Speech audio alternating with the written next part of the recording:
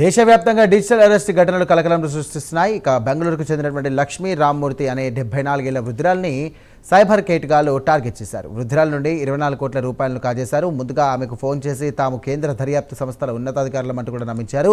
CBI, enforcement directorate పేర్లు వినిపించడంతో ఆమె కూడా భయపడిపోయింది. ఆధార్, బ్యాంక్ అకౌంట్లు, ఫోన్ నంబర్లు భారీ నేరాల్లో ఉపయోగించబడ్డాయంటూ కూడా వృద్ధురాల్ని కేటగాళ్లు బెదిరించి మానసిక ఒత్తిడికి గురి చేశారు. మనీ లాండరింగ్ కేసు నమోదైందని, విచారణ జరుగుతోందంటూ కూడా నమ్మబలికారు.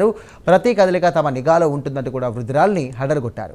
అంతేకాకుండా ఫోన్ కట్ చేయకూడదంటూ, ఎవరికి చెప్పకూడదంటూ కూడా వీడియో కాల్లోనే ఉండాలని కూడా బెదిరించి ఆమెను గదికే పరిమితం చేశారు.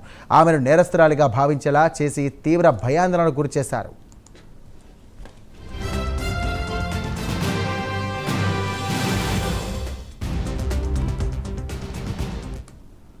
ఇక చట్టపరంగా డిజిటల్ అరెస్ట్ అనే వ్యవస్థే లేదు. కానీ అమాయకులను భయపెట్టి మోసం చేయడానికి ఈ పదాన్ని ఆయుధంగా మార్చుకుంటున్నారు సైబర్ నేరగాళ్లు. కేసు నుండి బయటపడాలంటే మీ డబ్బు తాత్కాలికంగా సేఫ్ అకౌంట్లోకి ట్రాన్స్ఫర్ చేయాలి, విచారణ పూర్తయ్యాక తిరిగి వస్తుందంటూ కూడా వృద్ధురాలని నమ్మించారు. ఇక భయంతో లక్ష్మీ రామమూర్తి కూడా కేటుగాళ్లు చెప్పిందే నిజమంటూ కూడా నమ్మింది.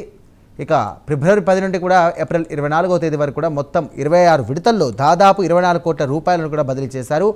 ఐసిఐసిఐ బ్యాంకు ఖాతా నుండి కూడా పంపిన ఈ డబ్బు దేశవ్యాప్తంగా ఉన్న పలు బ్యాంకు ఖాతాల్లోకి వెళ్ళిపోయింది. పోలీసులు చెబుతున్నటువంటి వివరాల ప్రకారం ఈ డబ్బు 23 మ్యూల్ అకౌంట్స్లోకి వెళ్ళినట్టుగా తెలుస్తోంది. ఇక మోసపోయినట్టు గ్రహించినటువంటి బాధితురాలు పోలీసులను ఆశ్రయించింది. ఇక బాధితురాలు ఫిర్యాదుతో Karnataka state cyber command unit రంగంలోకి దిగింది. National cyber crime reporting portal సహాయంతో డబ్బు ట్రయల్ను ట్రాక్ చేశారు.